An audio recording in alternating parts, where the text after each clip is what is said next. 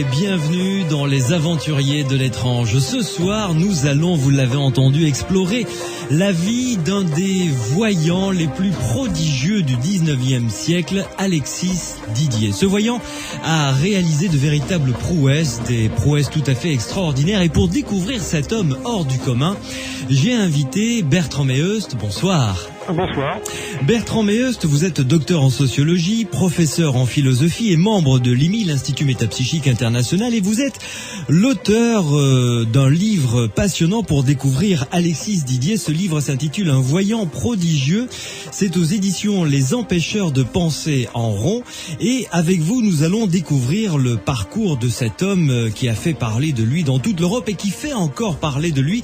Vous avez écrit d'autres livres. D'ailleurs, la dernière fois que vous êtes intervenu dans cette émission Les Aventuriers de l'étrange, rappelez-vous, vous qui nous écoutez, c'était pour nous emmener sur le Titanic et découvrir tous les phénomènes paranormaux qui ont entouré le Titanic avant, durant le voyage et durant le drame qu'ont vécu toutes les personnes qui ont fait cette première tristement célèbre et dernière traversée du Titanic. C'est aux éditions J'ai lu, un livre qui marche bien, Bertrand Meheust, parce qu'un livre vraiment fabuleux. Oui, je sais pas s'il marche bien, je le suppose en tout cas, mais disons que j'ai des échos qui montrent que oui, ça intéresse beaucoup les gens en tout cas pour l'instant. En tout cas, c'est un très bon bouquin que je recommande à ceux et celles qui nous écoutent ce soir. D'ailleurs, vous le savez, vous pouvez participer à cette émission et poser vos questions à mon invité Bertrand Meheust par l'intermédiaire du SMS. Sur votre portable, vous tapez le mot Sud, vous laissez un espace, ensuite vous rédigez votre réaction, votre question, ou vous mettez votre numéro de téléphone si vous voulez que l'on vous rappelle, et vous envoyez le tout au 71 200. Je me ferai un plaisir d'être le porte-voix de votre réaction ou de votre question qui sera donc pour notre invité. Bertrand Meheust, nous allons plonger dans la vie extraordinaire de cet homme hors du commun, Alexis Didier, qui est né en 1826 et mort en 1886, à l'âge donc de 60 ans. Alors, avant de parler de lui directement, décrivez-nous un petit peu l'époque dans laquelle il a évolué. Vous savez, c'était vraiment une époque assez extraordinaire en fait, dans l'histoire de France, dans l'histoire de l'Europe. Donc si vous voulez, pour donner un cadre, Alexis entre en scène en 1843, à l'âge de 16 ans à peu près. Ouais. Et il va quitter la scène, si je puis dire, arrêter de faire parler de lui 13 ans plus tard, en 1856. Donc vous voyez, c'est une fenêtre assez courte. Mm-hmm. Alors ça touche en gros la fin du règne de Louis-Philippe et le début du Second Empire. Donc il est contemporain de la révolution de 48, ouais. De la prise de pouvoir par lui Napoléon Bonaparte. Mm-hmm. Et d'Alexandre Dumas également. Bien sûr. Donc, voilà, on en parlera tout à l'heure d'ailleurs. Ouais. Alors sur le plan politique, évidemment, c'est une époque fascinante. Alors le règne de Louis-Philippe arrive à épuisement. On sent bien que c'est la fin de la monarchie. Et on assiste de ce fait à un véritable foisonnement d'utopie. Alors il y a le féminisme qui est déjà très virulent à cette époque-là, l'anarchisme, le socialisme utopique et mystique, c'est l'époque aussi de Fourier, vous voyez, c'est l'époque du développement des sciences, du matérialisme et du positivisme. Donc tout ça s'entrechoque, il y a un véritable bouillonnement. La littérature est très vivante, qu'on pense à Hugo, à Dumas, etc. Et elle se fait d'ailleurs elle rentre en politique, oui, bien sûr. Oui. Alors, pour vous donner une idée, pour prendre une époque que j'ai traversée, c'est un peu l'équivalent, peut-être plus violent, du bouillonnement intellectuel qui a suivi les 1968 en France, vous voyez. Ouais. Il y a eu une décennie de bouillonnement intellectuel où toutes les idées pouvaient se développer. Il y avait une véritable passion pour les idées qu'on ne trouve plus aujourd'hui. Et bien Alexis arrive dans cette espèce de créneau utopique, et c'est-à-dire que les phénomènes qu'il produit, les idées que cela peut susciter, tout ça trouve un terrain naturel, ouais. Qui va ensuite s'épuiser après lorsque le Second Empire va se développer. En tout cas, il a bénéficié donc d'un moment exceptionnel, si vous voulez. Ouais, il trouve un véritable écho dans la société mondaine, chez les intellectuels, les penseurs, les philosophes. Beaucoup de gens ont voulu le rencontrer, le mettre à l'épreuve. On en parlera tout à l'heure, bien entendu. Oui. Mais en ce qui concerne, là, vous nous avez brossé le portrait un petit peu politique et historique de cette période. En ce qui concerne la recherche justement sur les phénomènes paranormaux, où en était-on à cette époque-là et qui s'y intéressait? Alors, si vous voulez, il faut se situer dans le cadre du conflit qui s'est développé autour du magnétisme animal depuis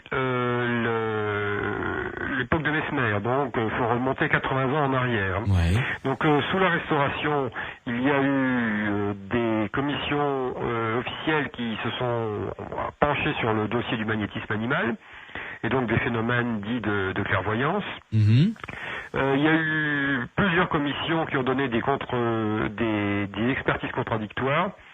Et donc, il faut bien préciser qu'il y en a une qui a donné un rapport tout à fait favorable à l'existence des phénomènes magnétiques. Et ça nous a mené jusqu'en 1842 exactement. Et en 1842, il y a eu de véritables disputes presque au corps à corps dans l'Académie de médecine. Et finalement, l'Académie a décidé de se fermer officiellement à ce sujet. C'est-à-dire qu'elle ne recevrait plus aucun mémoire, sous quelque forme que ce soit, sur le magnétisme et tout ce qu'il entraîne. Ouais, et ça dure encore. Voilà, exactement. Alors, à partir de ce moment-là, si vous voulez, le sujet devenait proscrit pour les médecins, délégitimant pour les hommes de science et pour tous les gens qui voulaient faire carrière. Et donc, officiellement, il n'existait plus, les hommes de science n'avaient plus, comme disent les juristes, à en connaître.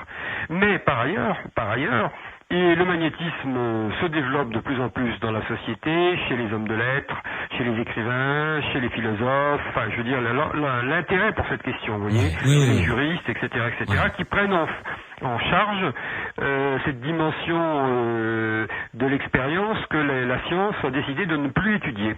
Vous voyez. Et donc, c'est exactement à ce moment-là qu'arrive le jeune Alexis. Il arrive exactement l'année d'après, l'interdit sur le magnétisme, et toute la vie d'Alexis va se passer dans cette étrange parenthèse où la science ne veut pas le savoir.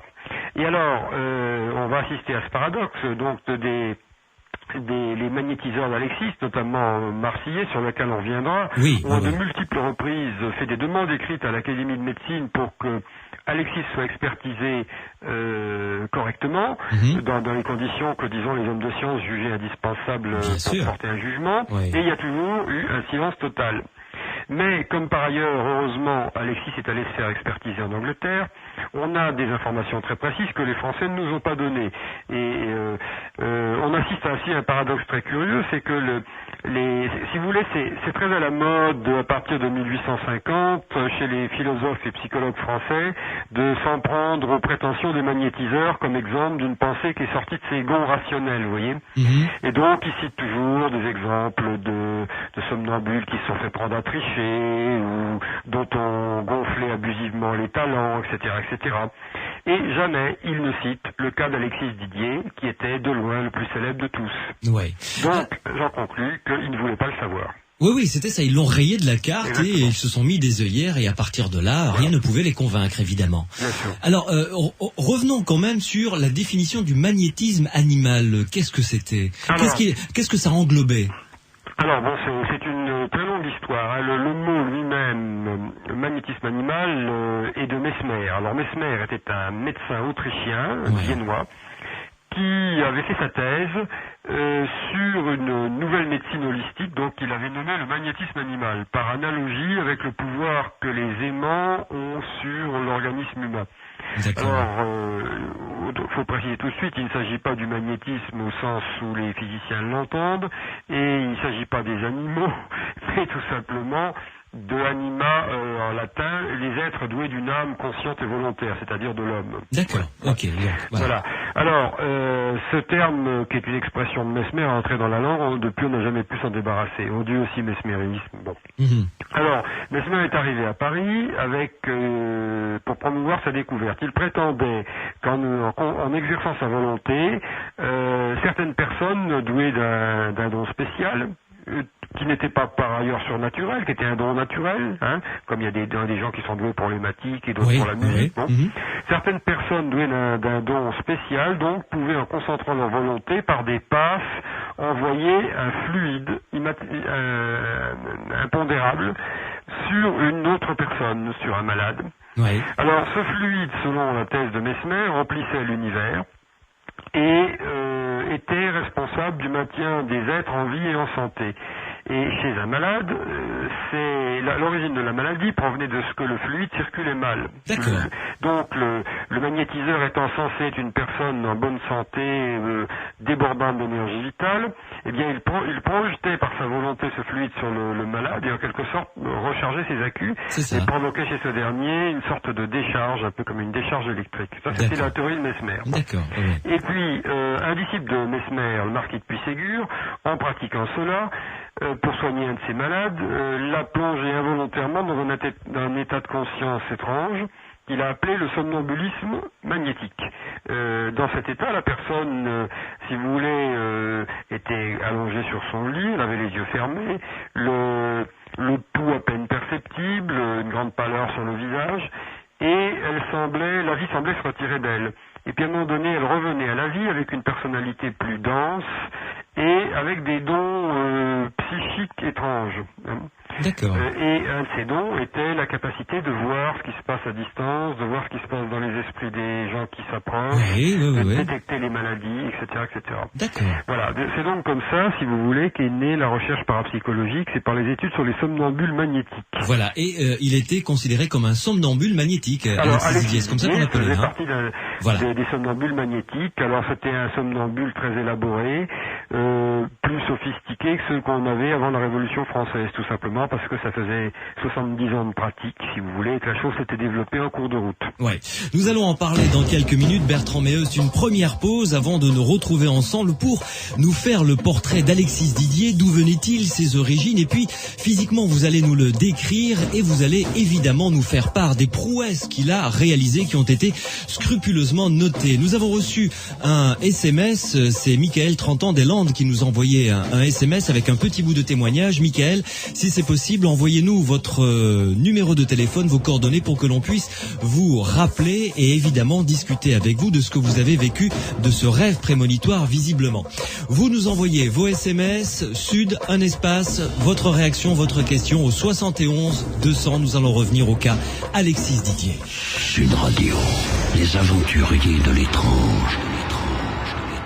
Florent Pagny, là où je t'emmènerai dans les aventuriers de l'étrange sur Sud Radio. Nous parlons d'un voyant peut-être le plus extraordinaire du 19e siècle. Il s'appelle Alexis Didier, avec mon invité que nous allons retrouver dans quelques secondes juste après la pub, qui va nous dresser son portrait et ensuite nous allons entrer dans l'enquête proprement dite et vous allez voir les prouesses qu'il a réalisées, Alexis Didier, qui ont été rapportées par des témoins, sont proprement hallucinantes. Les aventuriers de l'étrange sur Sud Radio. Un voyant prodigieux, c'est Alexis Didier, c'est le titre du livre que nous allons explorer ce soir jusqu'à minuit et explorer évidemment la vie de cet homme proprement extraordinaire à travers le livre de Bertrand Meheust, qui est mon invité ce soir, qui est docteur en sociologie, professeur en philosophie et membre de l'Institut Métapsychique International. Je vous aurais tout dit en vous précisant le nom de l'éditeur de ce livre, c'est Les Empêcheurs de penser en rond. Bertrand Meheust, faites-nous le portrait d'Alexis Didier. Physiquement, à quoi ressemblait-il? Alors, déjà son physique était tout à fait le physique de l'emploi. C'était un jeune homme de petite taille, visage extrêmement pâle. Il avait tout à fait les traits du héros romantique, si vous voulez, vous voyez.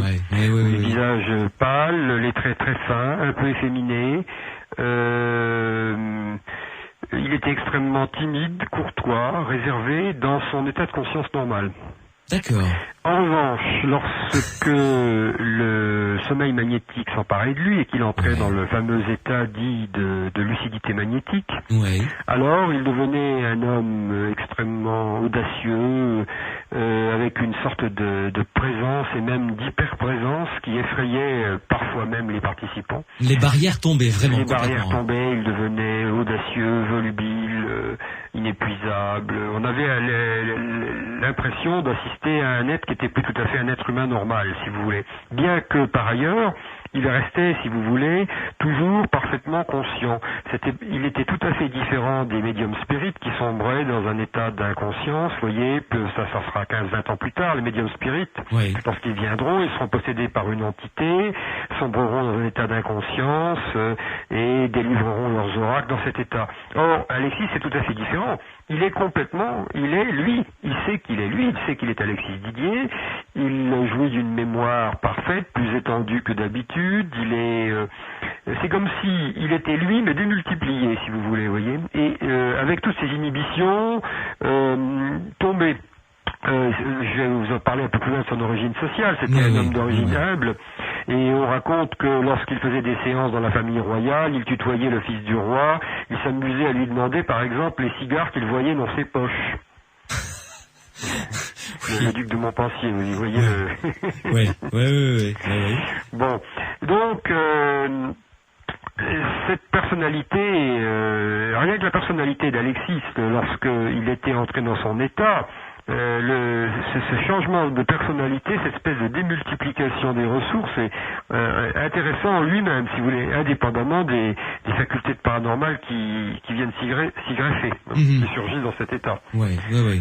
Alors, vous l'avez à peine évoqué, parlons un petit peu de ses origines. D'où est-ce qu'il venait, ce garçon? Alors, sous ça, j'ai réussi, non sans mal d'ailleurs, à finir par trouver ses sources, parce que c'était un homme très discret, qui ne parlait jamais ni de lui ni de sa famille. Par exemple, dans ses mémoires, il n'en parle pas. Mais bien, ça c'est le travail de l'historien. Donc j'ai fini par trouver ses origines. En fait, il est né rue de Grenelle, et son père était cordonnier. C'était un milieu social très humble. Ils étaient 5 ou 6 enfants. Il a été envoyé à l'école chez les pères jusqu'à l'âge de 12-13 ans, et ensuite c'était l'apprentissage, vous voyez, où personne n'y échappait. Bien sûr. Alors il y avait une particularité d'ailleurs dans sa famille. Alors, je vais d'abord vous parler de son père. Son père était, semble-t-il, du moins si l'on en croit le témoignage de plusieurs personnes, dont Alexis lui-même, son père était un somnambule naturel, c'est-à-dire que la nuit il se levait et qu'apparemment il était capable de lire le journal les yeux fermés. Il y avait quelque chose dans cette famille autour du somnambulisme, vous voyez. D'accord. Et sa mère semble à plusieurs reprises avoir eu des bouffées, si je puis dire, de télépathique spontanée au moment du décès d'un de ses fils, d'ailleurs. D'accord. Donc il y avait vraiment déjà un terrain naturel propice, hein? Du moins, c'est ce que Alexis Didier a laissé entendre dans ses récits. C'est possible, on peut pas pousser c'est difficile à savoir jusqu'à quel point c'est jusqu'à quel point Alexis a retenu ces détails pour soigner sa légende personnelle. Oui, ce qui est possible aussi. Donc le père était ouvrier et le gamin a été envoyé en apprentissage, et il a d'abord été ouvrier graveur. Et c'est un détail intéressant parce qu'on va voir que lorsque plus tard il fera ses voyances magnétiques, il y mettra toujours un soin. Ce qui caractérise les voyances d'Alexis, c'est leur extrême précision. Vous voyez, le soin du détail. Complètement, oui. Et c'est ça qui nous permet aujourd'hui d'apprécier. D'accord. Mais alors, il n'était pas seul lorsqu'il est rentré entre guillemets dans la carrière, si on peut appeler cela comme ça. Il faut dire absolument un mot, et vous y consacrez une bonne part évidemment dans votre livre. Son comparse durant 12 ans, Jean trait d'union Bon, d'ailleurs il s'appelait Jean Bon, ça s'invente pas, Marcillet, alors là, qui autant Alexis Didier était peut-être un peu effacé dans son état naturel, autant Jean Bon Marcillet, alors lui c'était l'inverse. Alors oui, alors je vais bien sûr vous parler de Jean Bon Marcillet, mais je m'aperçois que j'ai oublié de vous parler d'un autre point important, c'était le frère d'Alexis. Ah oui, oui. Il faut savoir que les frères Didier, il avait un frère un peu plus jeune, qui était lui-même voyant également.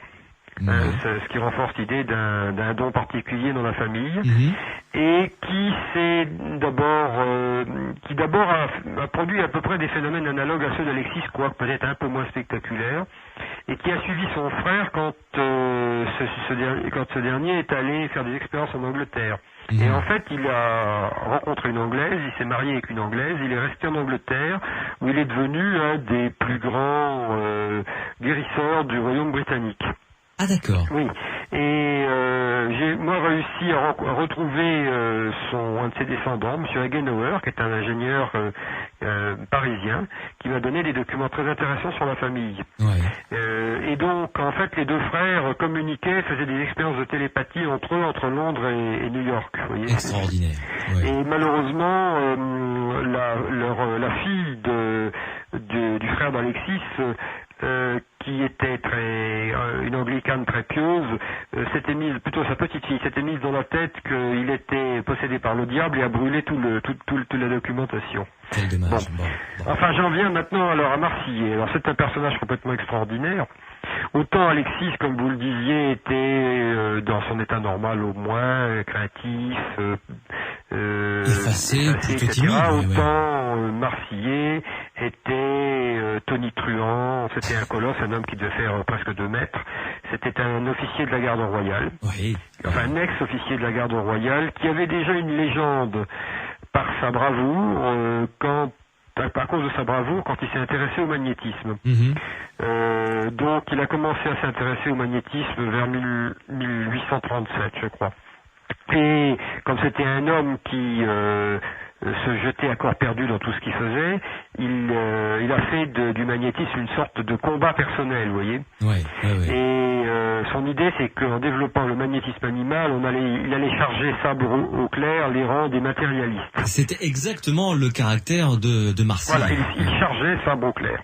Alors, il avait un courage physique, une énergie vitale absolument hors du commun, ce qui expliquait sans doute en partie son don.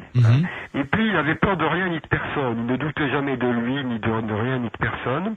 Et donc, je pense que c'est ça qui, en grande partie, a permis à Alexis de se surpasser.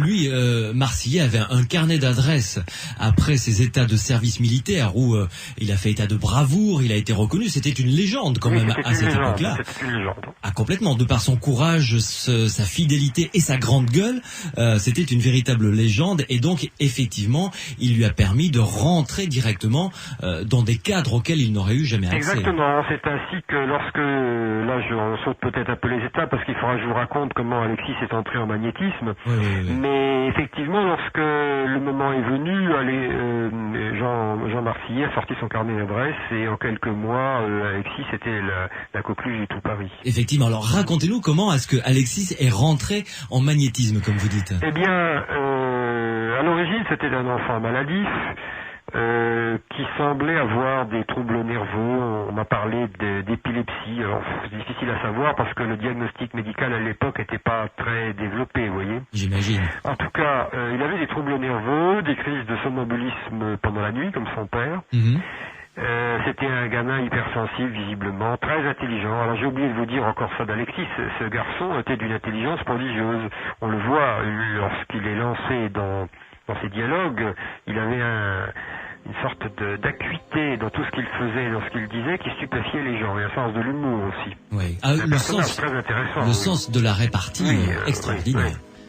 Amplifié par les dons magnétiques, bien sûr.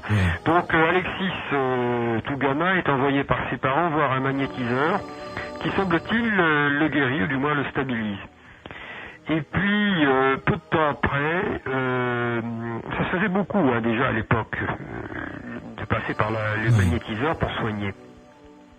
Peu de temps après, un magnétiseur qui s'appelait La Fontaine, qui était un des grands de l'époque, donne une séance publique à Paris et il demande des cobayes. Et donc le jeune Alexis monte sur scène, il devait avoir 14 ans. Et c'est là que ses dons sont révélés, à la stupéfaction générale. Oui, j'imagine. Donc ça s'est vite répandu dans le Paris des magnétiseurs.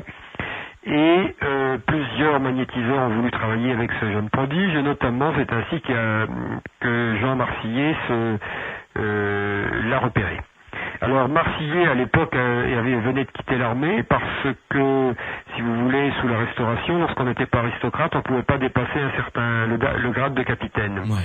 Donc il avait quitté l'armée pour créer une entreprise de roulage, on dirait aujourd'hui de camions, enfin de transport. Ouais. Mais il était très mauvais et il s'est passionné par le magnétisme, ce qui fait qu'il a assez rapidement fait faillite. Bon, et du coup, c'était la fuite en avant. Au fur et à mesure que ces affaires de roulage périclitaient, il se jetait de plus en plus dans le magnétisme. Et là, il a réussi finalement. Et c'est ainsi donc il a promu Alexis dans le tout Paris, comme je vous l'expliquais, parce qu'il avait un carnet d'adresses très très bien garni. Une des premières séances dont j'ai la trace, c'est tout simplement chez le comte Duchâtel, qui est le ministre de l'Intérieur de Louis-Philippe.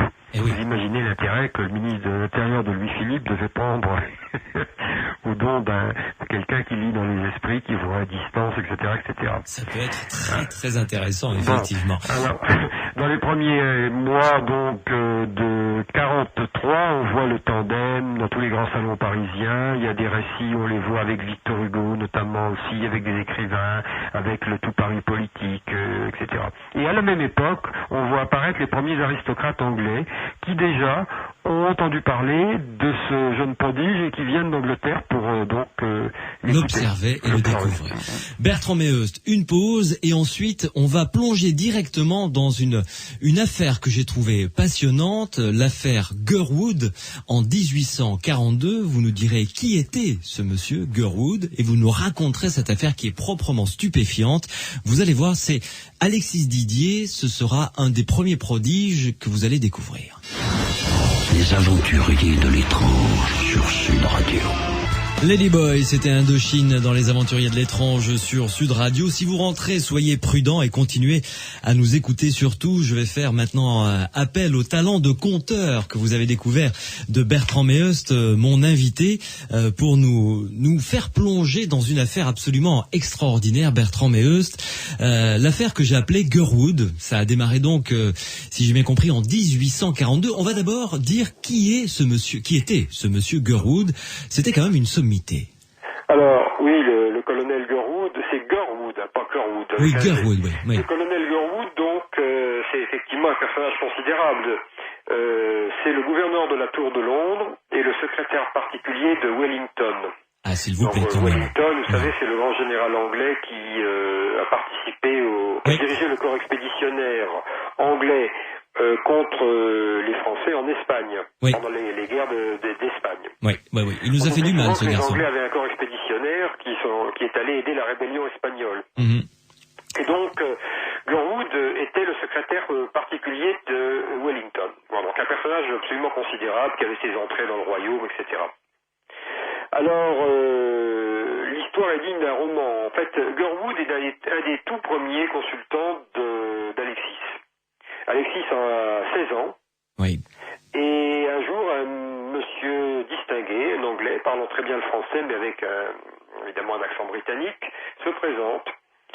Et avant qu'il ait eu le temps de lui dire quoi que ce soit, Alexis lui dit « Je devrais vous détester parce que vous êtes anglais, mais je vous aime bien car vous avez sauvé la vie d'un soldat français. » Alors, le colonel est complètement stupéfait et Alexis plonge dans son passé. Alors, il raconte, comme s'il y était, une bataille dans laquelle Gurwood est impliqué. Ça se passe dans un pays du Sud, il fait chaud, il y a des cris, etc. Gurwood lui-même reçoit un mauvais coup sur la tête, il a la tête qui saigne, il est blessé. Alexis ne dit pas que c'est en Espagne, c'est dans le sud, je précise. Et puis, à un moment donné, il voit une scène qui va s'avérer exacte. Il y a un soldat qui est blessé et qui va être achevé par ses hommes, un soldat français, par les Anglais. Et Gurwood intervient pour demander aux soldats anglais qu'il se retire. Et tout cela est exact. Ça, c'est fascinant. Et donc, il sauve la vie de ce soldat français. Voilà l'histoire, la suivante. Donc, il sauve le au moment où il voyait qu'il allait être achevé, a poussé le cri de détresse des francs-maçons en voyant arriver un officier anglais. Et on suppose qu'il y avait certaines connivences dans certains grades de l'armée à l'époque. Il y avait des maçons qui avaient, comme vous savez, une sorte de solidarité. Oui. Et Gurwood, qui était jeune capitaine à l'époque, ça se passait au siège de Cuida-Rodrigo. C'était une bataille dans laquelle les Français ont été battus. C'est une des premières défaites de l'armée napoléonienne. Oui. Et donc, comment dire... Gurwood intervient et sauve la vie de cet homme. Gurwood intervient, demande aux soldats anglais de se retirer, fait soigner le soldat français, puis l'envoie avec une colonne de prisonniers rejoindre le Portugal. Il oublie l'incident. Et puis, bon, continue sa carrière. Et alors oui, le soir même, Gurwood reçoit la reddition des Français. C'est lui qui a reçu la reddition des Français. Ouais. Le général Barrier, qui commandait la place forte française, lui rend son épée. Et donc, cette remise d'épée, c'est le grand fait dans la vie militaire de Gurwood, vous voyez. Oui, tout à fait, tout à fait. Et le drame de Gurwood, ça va être que 30 ans plus tard, lorsque le général Napier, qui était un historien anglais, publiera son histoire des guerres de la péninsule, il va nier que Gurwood se trouvait bien à cet endroit ce jour-là. Et il s'est passé tellement de temps depuis, 30 ans se sont écoulés, il n'arrive plus à trouver de témoins. Et tout d'un coup, il repense aux Français. Donc pour Gurwood, il est vital de retrouver ce soldat français franc-maçon à qui il a sauvé la vie, Voilà. Car lui serait un témoin évidemment tout à fait de premier plan pour affirmer que le colonel Gurwood était bien là ce jour-là et que c'est lui qui a reçu la reddition de l'armée française. Tout à fait. Donc en fait, Gurwood avait déjà entendu parler de ce jeune prodige parisien par des Anglais de passage à Paris qui l'avaient vu en action dans un salon. Et donc Gurwood vient à Paris exprès pour voir Alexis, et son espoir, c'est d'avoir le nom du Français. Ce qui est quand même un peu fou, 30 ans après, il ne sait pas ce qu'il est devenu. Alors, ça se passe, je vais être obligé de simplifier le récit, parce que c'est trop compliqué pour le raconter comme ça en quelques instants. En gros, pour résumer, ça va se passer en deux fois. Le premier jour, Alexis dit à Gurwood,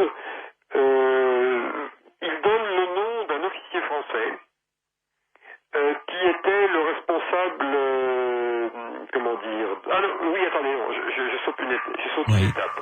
En fait, il commence par localiser le village dans lequel vit le Français. Oui. C'est Villaréal, c'est un village, d'ailleurs je suis allé pour retrouver la tombe du Français, près de Villeneuve d'Agen en France. Ah oui, effectivement, d'accord. Mais c'est pas très loin de chez vous d'ailleurs. Ah non, effectivement, voilà. Oui. Et ensuite, il va donner le nom donc du Français à Gurwood. Il s'appelle Bonfil, Bonfil. Bonfil, d'accord. Et Gurwood, donc muni de ce nom, il va écrire à l'administration de l'armée française, et il va finir par retrouver le Bonfil en question qui touche sa solde, qui vit sa retraite à Villeneuve d'Agen.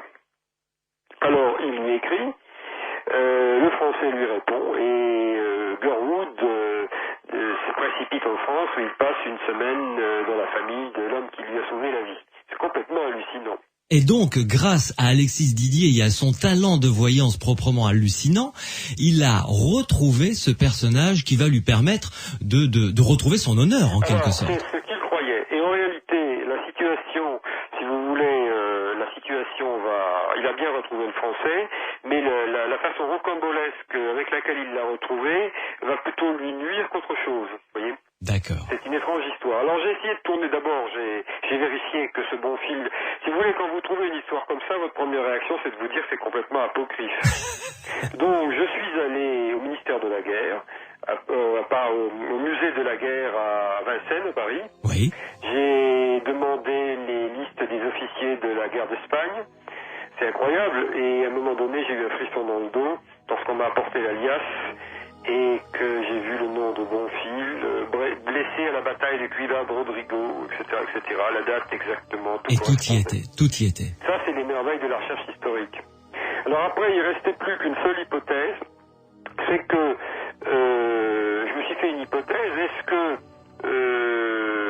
on pourrait imaginer par exemple que Gurwood aurait imaginé toute cette histoire pour inventer, un fait d'armes pour se faire mousser. En fait, il n'avait pas besoin de passer par un biais aussi compliqué qu'il le desservait plutôt qu'autre chose, ça ne tient pas debout. Oui. Donc l'affaire me paraît historiquement très bien étayée, si vous voulez. Extraordinaire quand même. Oui. Et je ne vous donne pas tous les détails, parce qu'avec tous les détails, c'est un véritable roman. C'est-à-dire que Alexis Didier a donné vraiment pléthore de détails à Gurwood en lui décrivant d'abord la bataille, la rencontre avec cet officier français, son sauvetage, et ensuite il lui a donné son nom. Oui. C'est proprement fou. Vous restez avec nous, Bertrand Meheust, une pause et on continue à découvrir la carrière d'Alexis Didier. Vous allez voir où il a réalisé des prouesses qui laissent quand même pantois. Sud Radio, les aventuriers de l'étrange. Je m'appelle Bagdad Tina Arena sur Sud Radio dans les aventuriers de l'étrange. Vous le savez, nous parlons de la vie extraordinaire et des prouesses non moins extraordinaires d'Alexis Didier ce soir jusqu'à minuit avec notre invité Bertrand Meheust. Vous pouvez participer, je vous y invite, vous pouvez participer à cette émission et poser vos questions, nous faire part de vos réactions par SMS. Vous tapez le mot Sud sur votre téléphone portable, vous laissez un espace et puis vous rédigez votre réaction, votre question ou votre numéro de téléphone, si vous voulez que l'on vous rappelle, vous envoyez le tout au 71 200 pour venir nous rejoindre dans cette émission. Sud Radio, les aventuriers de l'étrange. Bertrand Meheust, nous avons évoqué l'affaire Gurwood, donc c'était en 1842 que cette affaire a commencé avec Alexis Didier. Comment est-ce que le monde en a eu connaissance de cette affaire? Gurwood a entretenu a écrit des rapports, on a retrouvé des lettres du colonel Gurwood, ça s'est passé comment? Gurwood s'est livré très difficilement sur cette histoire, qui était pour lui douloureuse. Et on la connaît par un certain nombre de recoupements, vous voyez, mais notamment en partie par le témoignage du docteur Elliotson, par plusieurs témoignages, notamment celui du docteur Elliotson. Le docteur Elliotson était un grand médecin anglais qui a beaucoup contribué à faire connaître et étudier Alexis en Angleterre. Ouais. Une petite question, la couverture de votre livre, c'est le portrait d'un jeune homme tel que vous l'avez décrit tout à l'heure. C'est un tableau d'Alexis Didier. C'est le portrait d'Alexis Didier. D'accord. Malheureusement, alors je vais pas faire, si vous voulez, l'éditeur, enfin du moins le graphiste qui a conçu la couverture, qui est d'ailleurs assez belle, oui, tout à fait. A plutôt privilégié l'effet à l'information. En fait, si vous voulez, il l'a transformé en négatif, vous voyez. Oui, c'est ça. Mais à l'origine, c'est un portrait d'un jeune homme de 18 ans, jeune et faible. Moi, j'étais assez déçu quand j'ai vu la couverture, parce que moi, ce que je voulais voir, c'était le portrait d'Alexis, tout simplement. Et en fait, je vous dis, c'est l'effet qui a été privilégié sur l'information, comme toujours. Mais on a des portraits d'Alexis Didier. On en a plusieurs, j'en ai 3 ou 4. D'accord. On a celui-là, qui est un portrait fait en Angleterre lorsqu'il avait 18 ans. Ça a été fait quand il était à Londres. Hein. D'accord. En 44. On a le fameux portrait, le daguerréotype, où on le voit avec les yeux exorbités, étincelants, très impressionnants. Vous l'avez jamais vu celui-là? Non, daguerréotype, c'est-à-dire une vieille photo, hein. C'est ça, c'est l'ancêtre de la photographie. Voilà, c'est ça. C'est-à-dire que c'était des photos qu'on retouchait un petit peu selon certains principes. D'accord. Au début, la photo était encore considérée comme une œuvre d'art, si vous voulez. Elle l'est toujours. Oui, mais sous cet angle-là, c'est-à-dire qu'on retouchait directement la pellicule, vous comprenez? D'accord, oui, tout à fait. Et ensuite, j'ai eu une photo de lui lorsque il est devenu un confortable bourgeois de 45 ans, il est un peu grossi, mais il a toujours une sorte de flamme espiègle dans le regard. J'ai tout un tas de documents, soit dit en passant, que j'ai toujours pas réussi à publier, y compris l'ensemble du corpus, qui fait dans les 300 pages, tout simplement parce que, pour des raisons éditoriales, ça n'a pas été possible. Si vous connaissez un éditeur, à bon entendeur. Eh bien voilà, vous qui nous écoutez, si vous êtes éditeur et intéressé par la vie d'Alexis Didier, vous nous contactez et on vous mettra en relation avec Bertrand Meeus. On ne prend que 5%. Je plaisante, bien sûr. Bertrand Meeus, revenons à la vie d'Alexis Didier. Il part... Après cette affaire, il part en tournée, et tournée est vraiment le terme propre, en Angleterre. Et là, c'est le début d'une certaine notoriété. Alors, racontez-nous comment se passaient ces soirées, parce que c'était quand même, j'allais dire presque festif. Hein. C'était pas des soirées, c'était des soirées mondaines. Alors, oui, il faut préciser que dans les premiers temps d'Alexis, c'était dans le cadre de soirées mondaines que ça se passait. Alors, il faut... nous, quand on pense soirée mondaine, on pense nécessairement à frivole ou superficielle. En réalité, c'était... les salons, c'était le lieu d'expression privilégié de la culture à l'époque, et il pouvait s'y passer des choses très sérieuses. C'était l'héritage des salons du XVIIIe siècle. Voilà, c'était vraiment un lieu d'expression et d'affrontement culturel. C'était c'est là que les choses se faisaient. Donc, c'est pas parce que c'était des salons que ça n'était pas sérieux. Simplement, le type d'expérience que l'on faisait était évidemment tributaire du cadre. C'est-à-dire que, par exemple, on faisait des expériences portant sur, par exemple, des objets dans des lettres scellées, ou portant sur des événements passés ou à distance. Mais on ne pouvait pas faire des expériences portant sur le futur, parce que ça demande une mise en place et un suivi compliqué. C'est une des raisons pour lesquelles il y a très peu de séances d'Alexis portant sur la divination du futur, alors qu'il en avait certainement le don aussi, vous voyez. Oui. Alors, racontez-nous un ou deux hauts faits d'armes, si j'ose dire, si je puis m'exprimer ainsi, puisque il était accompagné de Jean Marsillet lors de cette tournée en Angleterre. Ah oui, alors... Donc, d'abord, il faut que je vous précise un peu le cadre de la tournée, parce que c'est une véritable épopée, bien entendu. Donc, nos deux héros étaient en tournée dans le nord de la France. Donc, à un moment donné, ils donnent une séance, je crois, à Boulogne, et de là, ils vont à la côte anglaise. Alors, c'est pour vous donner le niveau d'impréparation de la chose. C'était fait à la française. Et ils se disent, tiens, si on passait de l'autre côté. Alors, ils prennent le bateau pour l'Angleterre. Ils parlaient anglais ni l'un ni l'autre, bien entendu. Évidemment. Et comme il se doit. Et ils arrivent à Londres et ils vont chez un libraire français qui s'appelait Beyer, qui était spécialisé dans les livres de médecine, un éditeur français qui était installé à Londres, mais qui s'intéressait beaucoup au magnétisme et qui de ce fait les connaissait indirectement de nom. Bien sûr. Donc ils vont voir Beyer, ils lui demandent si éventuellement il ne pourrait pas leur organiser quelque chose à Londres. Alors Beyer va voir le docteur Elliotson, qui était un des grands pontes de la médecine britannique, peut-être l'étoile montante de la médecine anglaise, on peut même dire aujourd'hui, dont la carrière va être en partie brisée à cause de son intérêt pour le magnétisme d'ailleurs.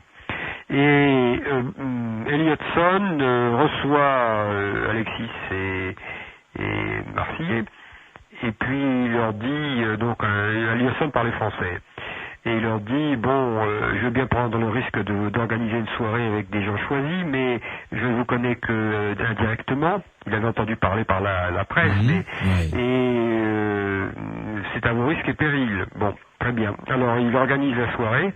Et alors, comme vous l'ignorez pas, l'entente n'a jamais été complètement cordiale.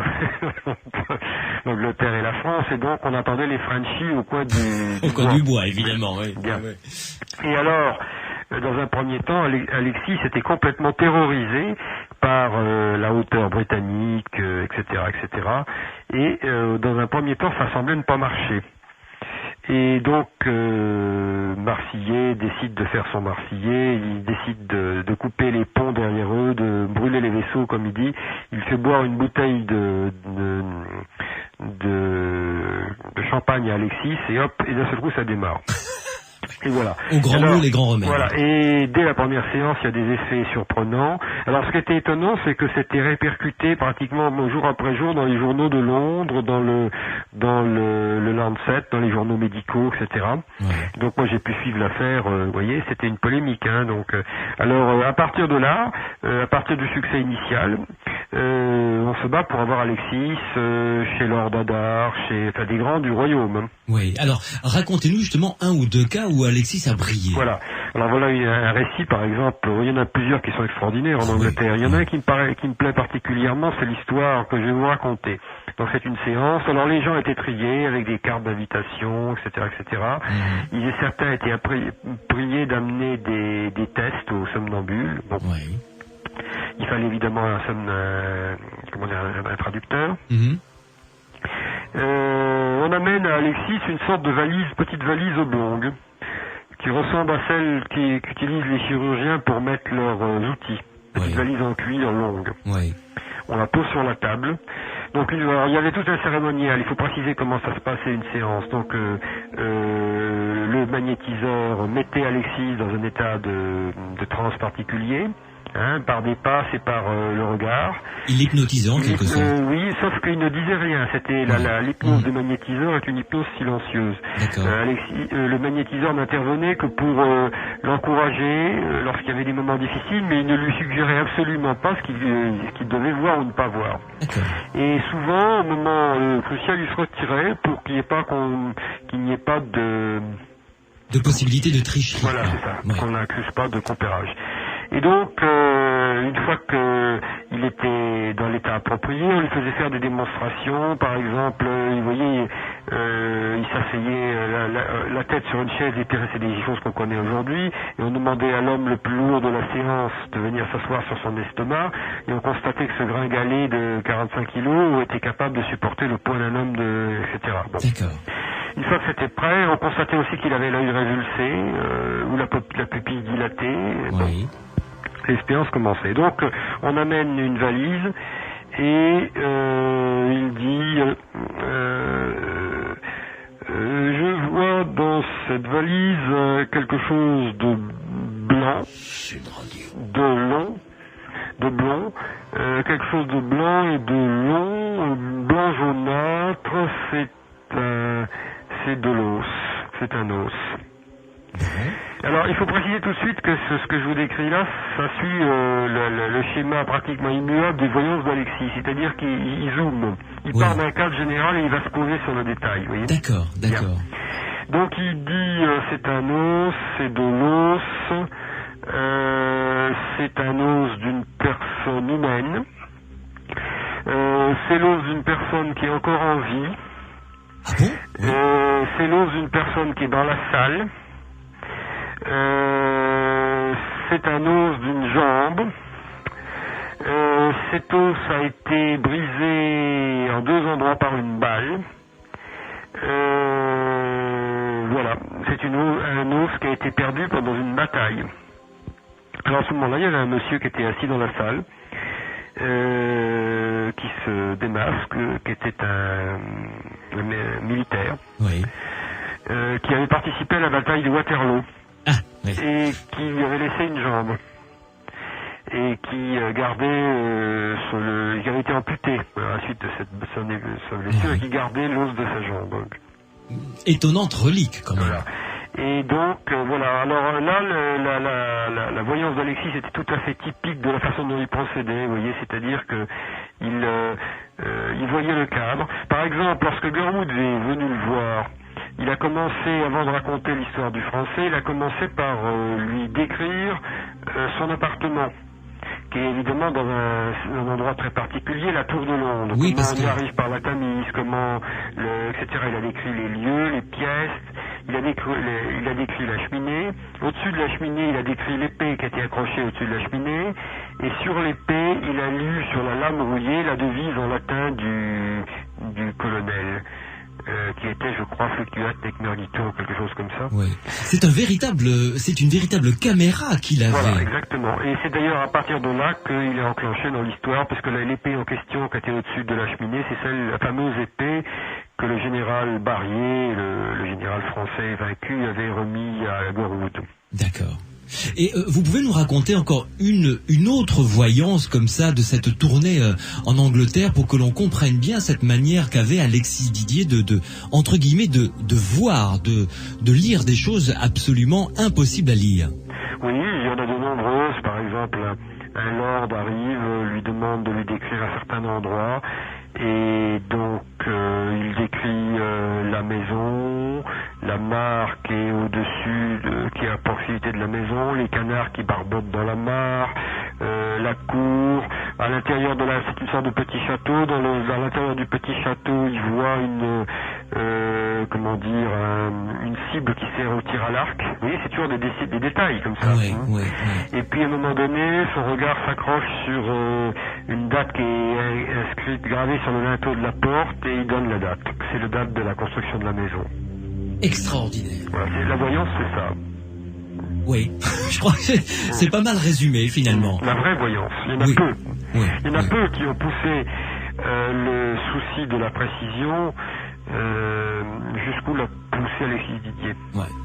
Une pause, Bertrand Meheust, et on se retrouve pour parler encore des prouesses qu'il a réalisées, parce que vous nous l'avez dit, sa carrière a duré quoi, une quinzaine d'années, pas plus, hein, une quinzaine d'années, et durant cette quinzaine d'années quand même, il a réalisé nombre de prouesses dont on va parler avec vous jusqu'à minuit.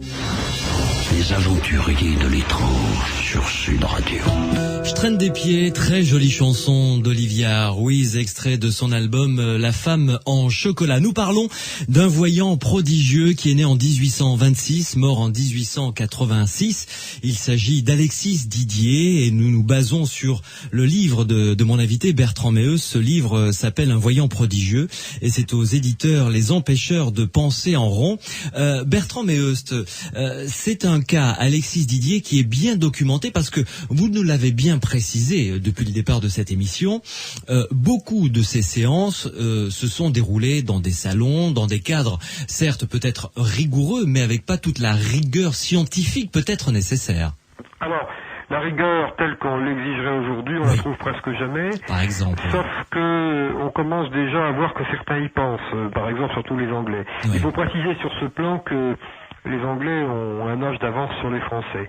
À l'époque, pour vous donner un exemple, un Français va vous dire alors on mit un bandeau opaque sur les yeux d'Alexis et puis on passa à jouer aux cartes ou au test, tandis qu'un Anglais va consacrer 3 pages à la description du bandeau. Ouais, d'accord. Donc chez les Anglais, on a déjà des descriptions très précises, beaucoup plus précises qu'on l'imagine. Mais il y a toujours, évidemment, si vous voulez, des détails de contexte qui manquent. Il y a toujours, on n'a pas la certitude absolue que ça peut pas être un comparse, etc., etc.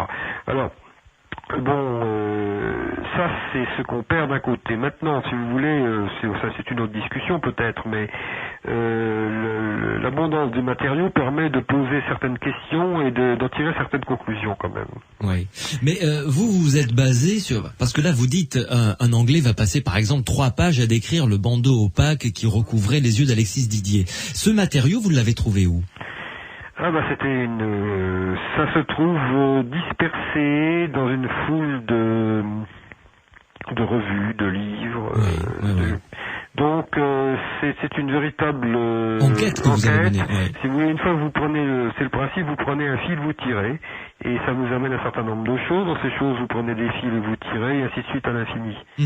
Et donc, de fil en aiguille, vous arrivez à des sources absolument improbables, comme par exemple, je sais pas, les mémoires du général Napier, qui n'ont aucun rapport a priori avec l'histoire de la voyance, mais qui sont pour moi, pour mon sujet, complètement pertinentes, et ainsi de suite, et ainsi de suite. D'accord. Les carnets intimes du général Gurwood.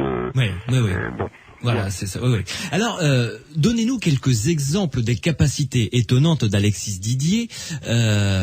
Il a très peu, fait de voyance sur le futur. En revanche, sur le présent des gens qui étaient là, il était excessivement fort sur leur passé également, et à lire des choses, des textes même, qui lui étaient totalement impossibles de lire à l'œil nu. Alors, Alexis, si vous voulez, c'est un peu le Mozart de la voyance. C'est-à-dire, il faut préciser que les somnambules magnétiques tels qu'on les avait observés jusqu'alors.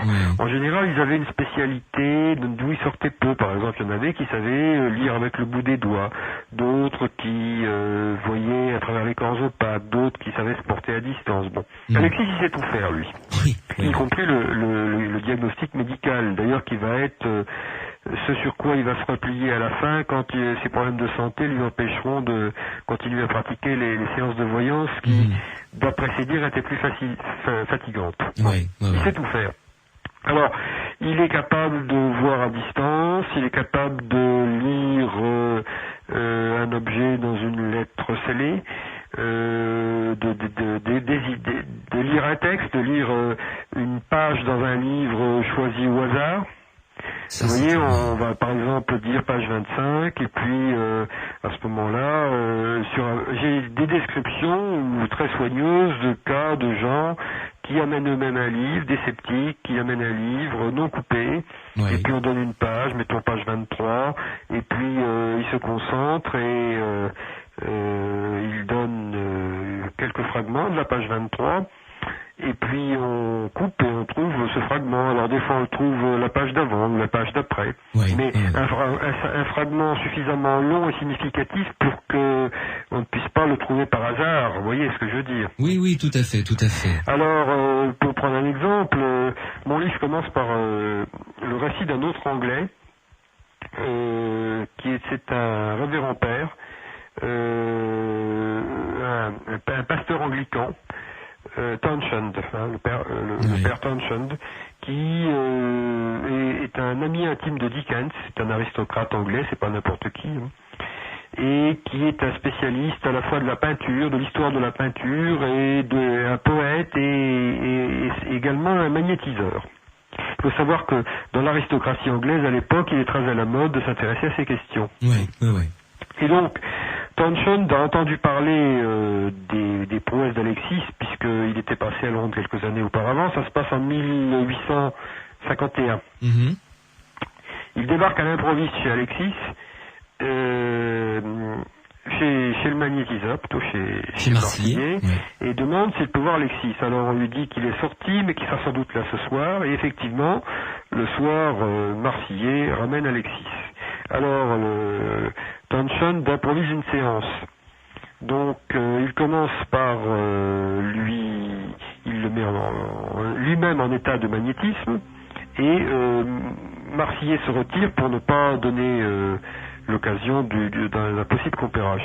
Il le met en magnétisme et ensuite il l'envoie visiter sa maison, la maison qu'il possède en Suisse. Oui, tout simplement. Il l'envoie décrire sa maison en Suisse, d'accord. Il a une maison au bord du lac Léman, à Lausanne, que d'ailleurs j'ai bien l'intention de retrouver puisque j'ai son nom. Et je voudrais la retrouver pour faire le test que je vais vous raconter par la suite, c'est-à-dire vérifier exactement la voyance d'Alexis. D'accord. Donc Alexis décrit la maison de l'extérieur, la localise au bord du lac, avec les grands arbres, le lac, etc. Tout ça, il n'est pas censé savoir. Et puis, il entre dans la maison, constate qu'il y a beaucoup de tableaux, et finalement, à la demande de Townshend, dans une certaine pièce, il décrit 3 tableaux, avec une précision absolument diabolique. Et sur l'un des tableaux, après avoir décrit, c'était une scène biblique, c'est la Vierge, l'enfant, il lui donne le nom du peintre qui était écrit sur l'ourlet du vêtement de la Vierge. D'accord. On voit là le détail du graveur, comme vous le disiez au départ. Exactement, c'est pour ça que j'insistais sur ce détail. Et donc, ensuite, il passe à un autre test. Il va chercher un livre qu'il a acheté dans la journée à Paris. Il le tient dans ses mains. Il désigne à Alexis une page. S'il s'agit du poème de Lamartine, Jocelyn. Et là, il dit « à déchirer d'un jet toute ma sympathie ». Et en fait, c'est « à dévorer d'un jet toute ma sympathie ». Et il est tellement éberlué qu'il se dit « mais après tout, peut-être que Alexis connaît Jocelyn par cœur ». Parce que on y reviendra, Alexis avait un autre métier, il était acteur de théâtre. Oui, on en parlera, Et bien, donc, il va chercher un dépliant touristique qu'il a acheté pendant la journée à Paris, un texte improbable donc, le garde entre ses mains et le prodige recommence. Après quoi, il lui donne une lettre cachetée d'une correspondante, et Alexis, à partir de la lettre cachetée, lui donne le nom de la personne, le nom de son père, l'endroit où ils habitent et toute l'histoire de la famille. Puis il passe au problème de santé de Townshend, qui ne pratiquait plus son ministère pour des raisons de santé. Il lui décrit ses problèmes de santé, etc., etc. L'autre sort complètement stupéfait. Alors si vous voulez, dans une histoire comme celle-là, c'est intéressant parce que il y a une explication, il y a deux explications possibles. Par exemple, s'agissant des tableaux, on pouvait supposer que de la part de Townshend, le désir au fond, que tout être humain de voir des choses merveilleuses, l'avait conduit à, négliger les différences qu'il pouvait y avoir entre la description que faisait Alexis et ses tableaux, vous voyez ?